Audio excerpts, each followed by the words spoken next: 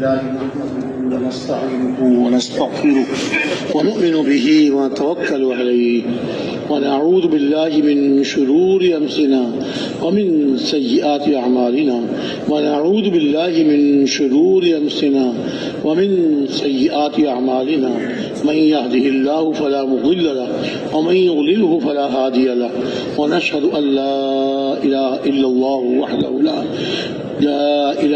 الله وحده لا شريك له ونشهد أن سيدنا ومولانا وحبيبنا محمدا عبده ورسوله أرسله بالحق بشيرا ونذيرا بين يدي الساعة وداعيا إلى الله بإذنه وسراجا منيرا صلى الله تعالى عليه وعلى آله وأصحابه وبارك وسلم تسليما كثيرا كثيرا أما بعد فأعوذ بالله من الشيطان الرجيم بسم الله الرحمن الرحيم والعصر إن الإنسان لفي خسر إلا الذين آمنوا وعملوا الصالحات وتواصوا بالحق وتواصوا بالصبر وقال عز وجل قل هذه سبيلي أدعو إلى الله على بصيرة أنا ومن اتبعني وسبحان الله وما أنا من المشركين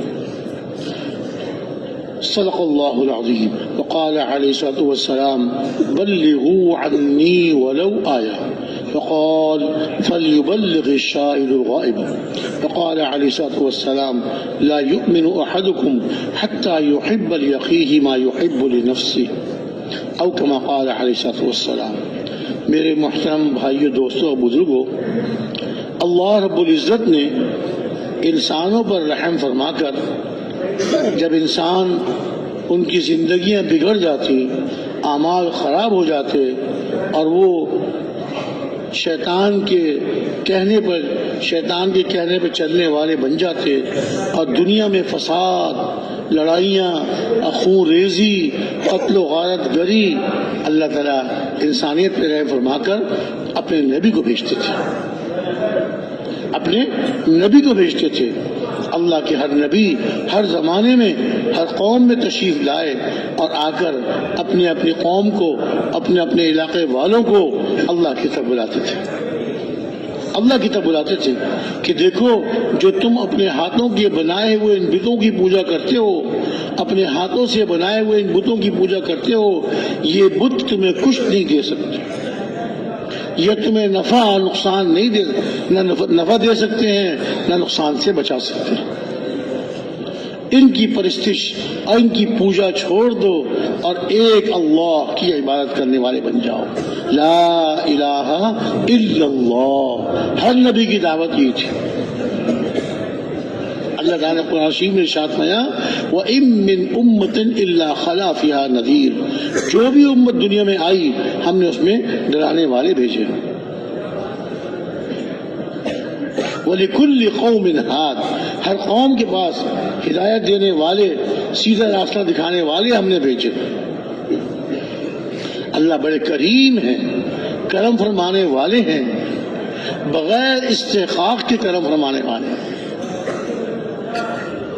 اب انسانیت ڈوبی ہوئی ہے گناہوں میں، ذلت میں پڑی ہوئی ہے اور اللہ تعالیٰ پہ نبی کو بھیج رہے ہیں، اللہ کے مقبول بندے، معصوم بندے. اور وہ ان کی قوم والے عام طور سے اپنے نبیوں کی بات کو نہیں مانتے تھے، ان کی مخالفت کرتے تھے. کوئی ان کو جادوگر کہہ رہا ہے، کوئی ان کو مجنون اور دیوانہ کہہ رہا ہے، کوئی ان کو کاہن کہہ رہا ہے. لیکن اللہ کے نبی ان کے کہنے کو، ان کی برا بھلا کہنے کو اور ان کی تکلیفیں پہنچانے کو، بعض انبیاء علیہ السلام کو تو ان کی قوموں نے پتھر بھی مارے، لیکن پھر بھی وہ اللہ کی طرف دعوت دیے چلے جاتے تھے. اور بعض انبیاء علیہ السلام کو تو ان کی قوموں نے شہید کر دیا. ہاں، بنی اسرائیل نے کتنے نبیوں کو شہید کیا. اور اللہ تعالیٰ نے قرآن شریف میں ارشاد فرمایا کہ انہوں نے نبیوں کو شہید کیا بغیر حق کے. تو مفسرین حضرات فرماتے ہیں کہ نبی کا قتل تو چاہے کوئی بھی نبی ہو بغیر حق ہی ہوتا ہے.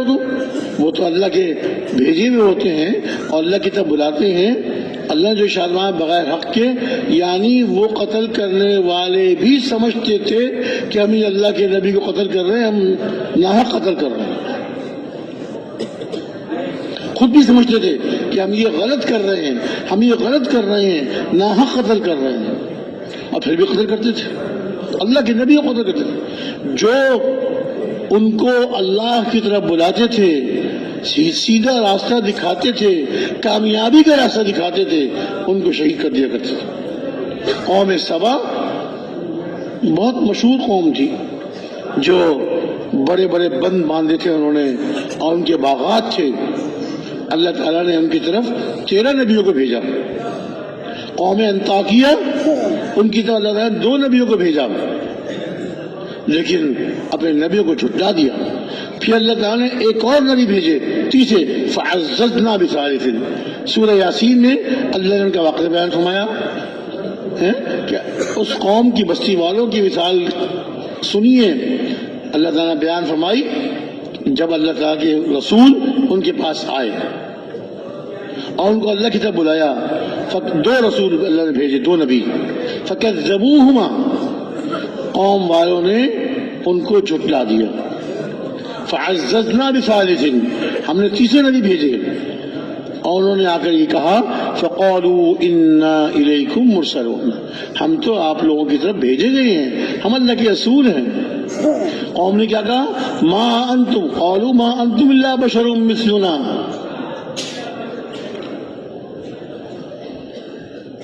بھائی آپ کیا کر رہے ہو، یہ کر رہے فوٹو کھینچ رہے ہو، ایسا نہ کرو، ایسا نہ کرو، اللہ کو خوش رکھے، اللہ کو قبول فرمائے، ٹھیک ہے، ایسا نہ کرو۔ کیا کہتے ہیں، ما انتم الا بشر مثلنا، ارے تم تو ہمارے جیسے انسان ہو، تم تو ہمارے جیسے انسان ہو، تم رسول کہاں سے آ گئے؟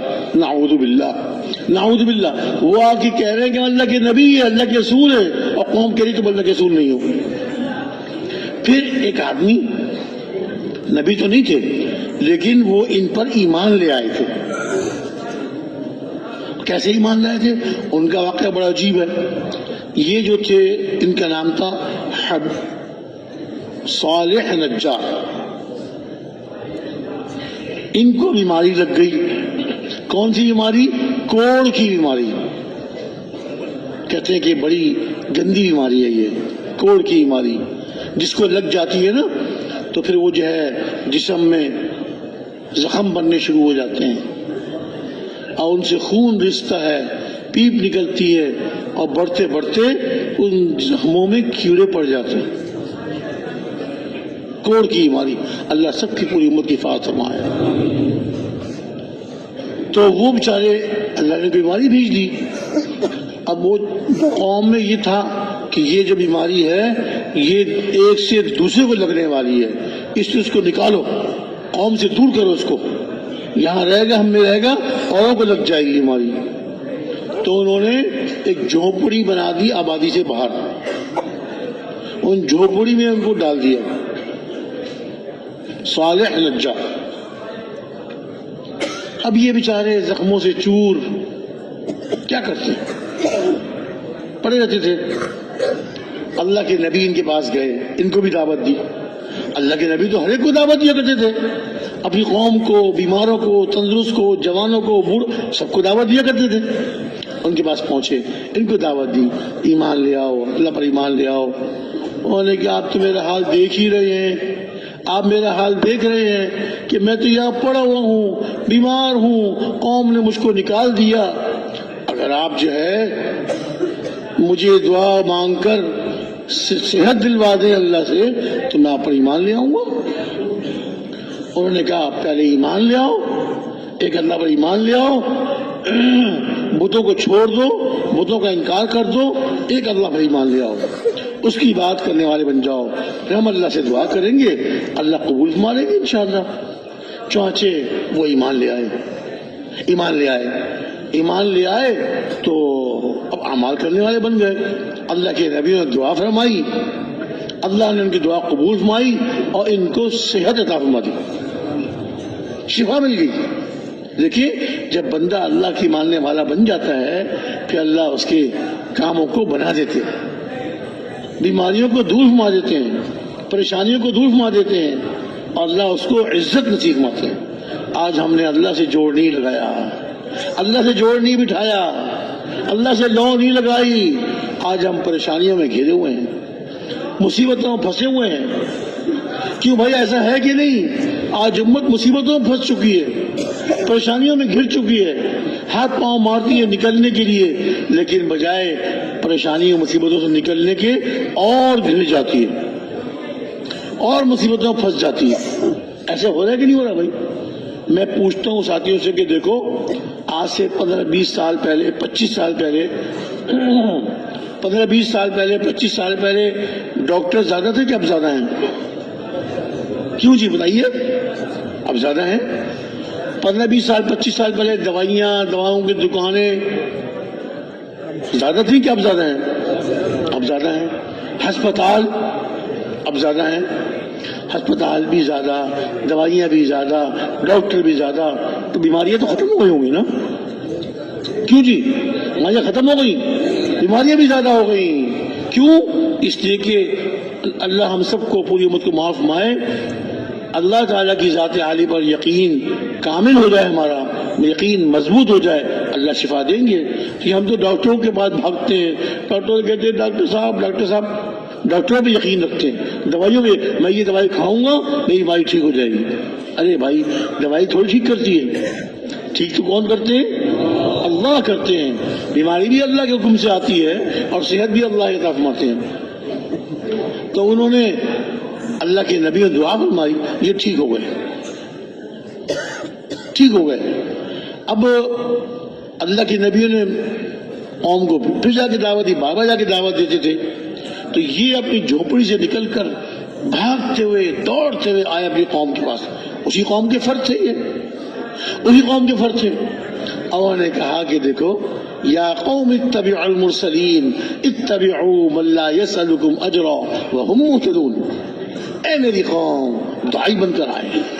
یہ سارے نجار بیچارے اللہ کو صحت دے دی، اپنی جھوپڑی سے نکل کر دوڑتے ہوئے آئے اپنی قوم کے پاس، قوم کی ہمدردی لے کر، قوم کے دل میں خیرخواہی لے کر داعی بن کر آئے۔ اے میری قوم، تمہیں اللہ کے رسولوں کی بات مان لو، اللہ کے رسولوں کی بات مان لو۔ ارے دیکھو تو صحیح، یہ ان لوگوں کی بات مان لو جو تم سے کوئی بدلہ نہیں چاہتے، تم کو سیدھا راستہ دکھا رہے ہیں، تمہیں اچھی بات بتا رہے ہیں، لیکن تم سے کوئی اجرت اور بدلہ نہیں چاہتے۔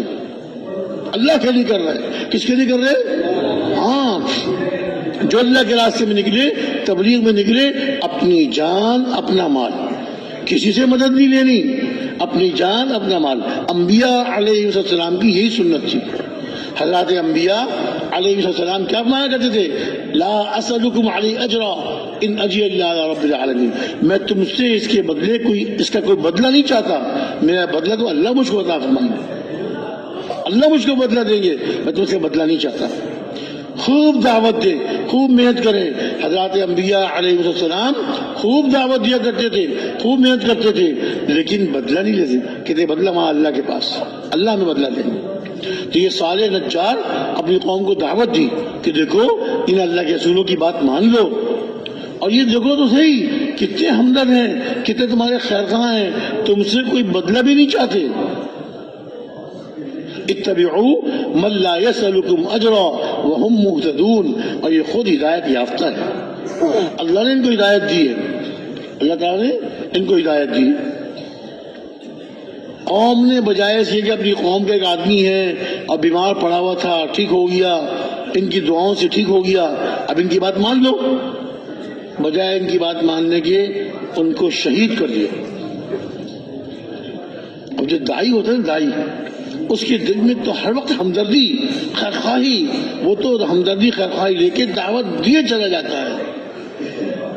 جب شہید کر دیا، اللہ تعالیٰ نے ان کا اکرام کیا کہ یہ میری دعوت دے رہے تھے، میری طرف لوگوں کو بلا رہے تھے، ان کی قوم والوں نے شہید کر دیا، چلو میرے پاس آئے ہو، یہ لو یہ لو۔ اللہ نے ان کا اعزاز فرمایا، ان کی عزت نصیب فرمائی، ان کی مغفرت فرما دی۔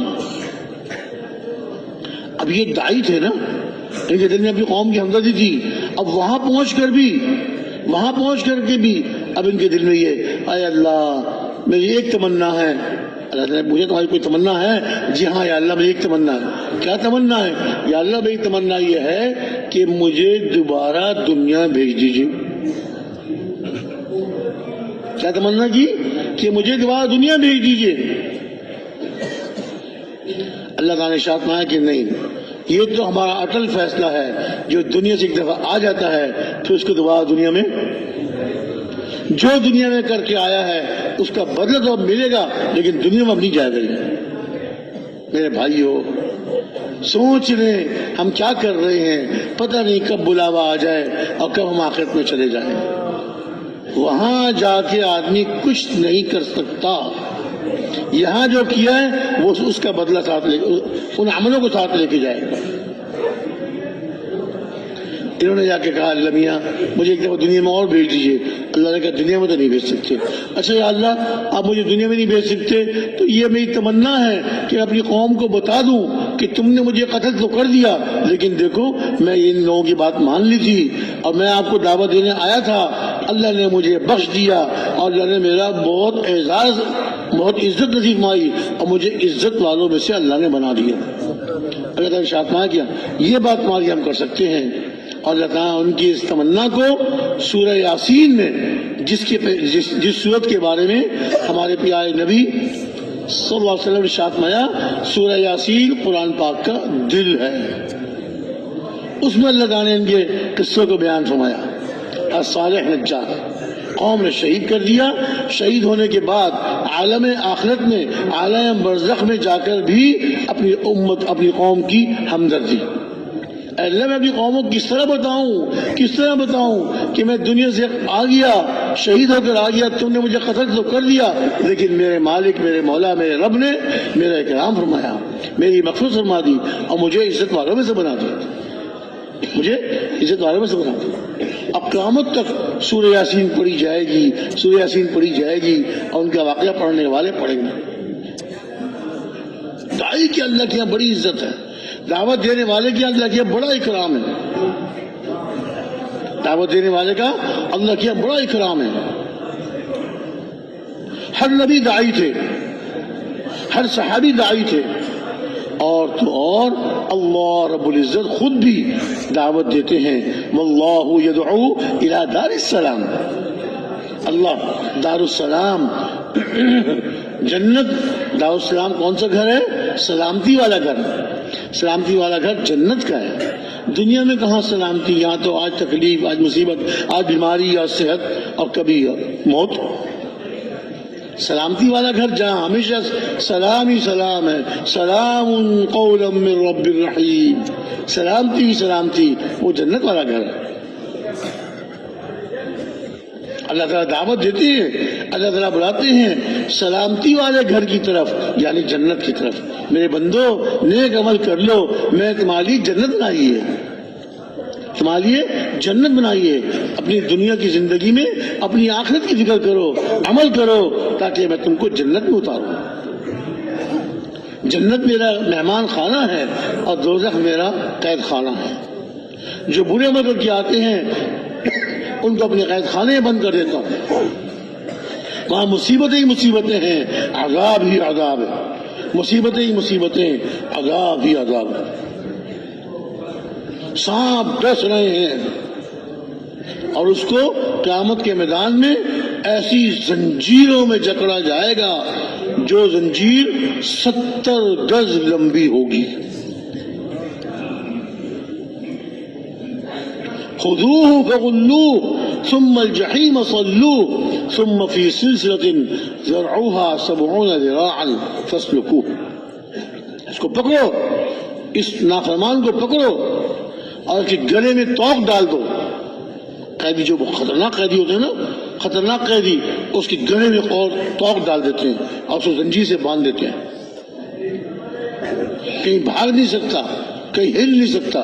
ایک تو ہاتھ میں زنجیر باندھتے ہیں نا، تو زیادہ خطرناک ہوتا ہے اس کے گلے میں توق ڈال دیتے ہیں۔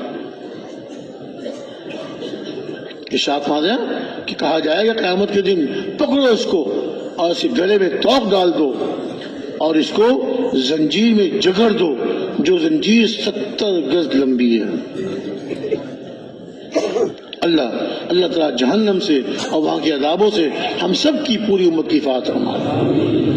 اور جنت، آہا، جنت تو اللہ کے مہمان خانہ ہے، جنت تو اللہ کا مہمان خانہ ہے۔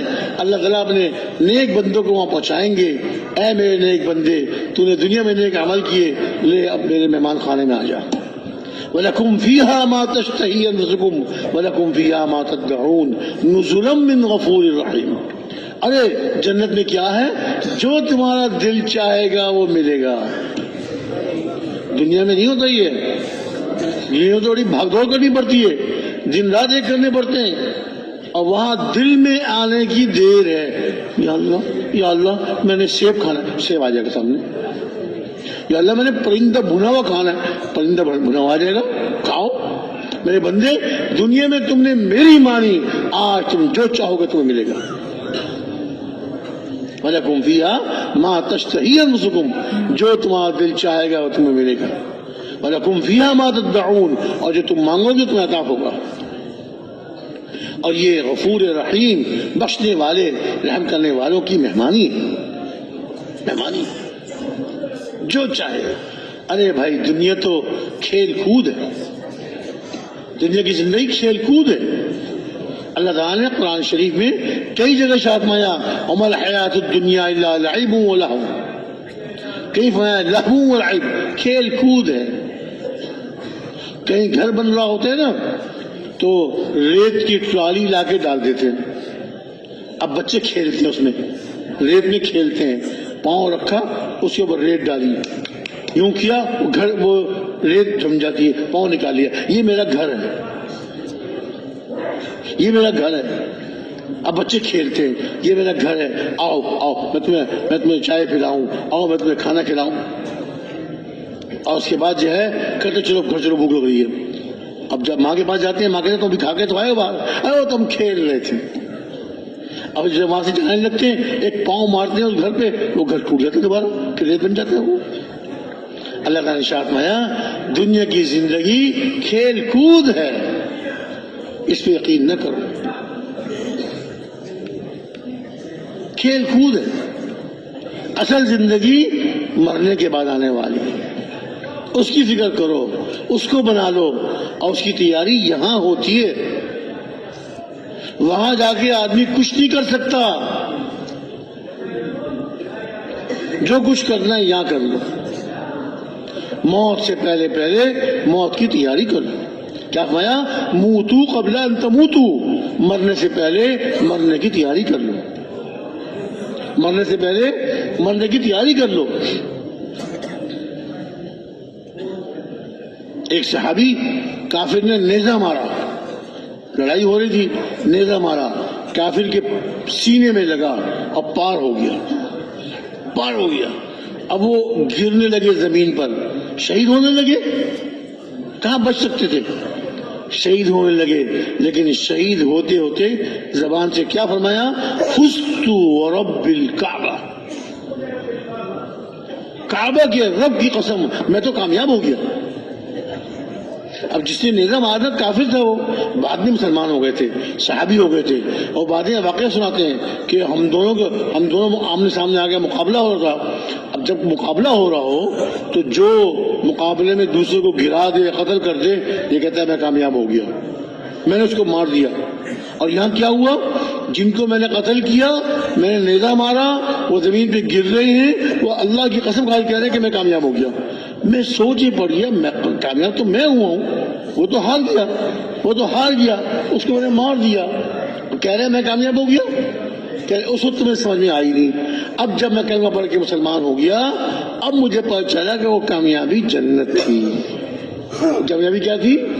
جنت تھی، کہ وہ شہید ہو گئے۔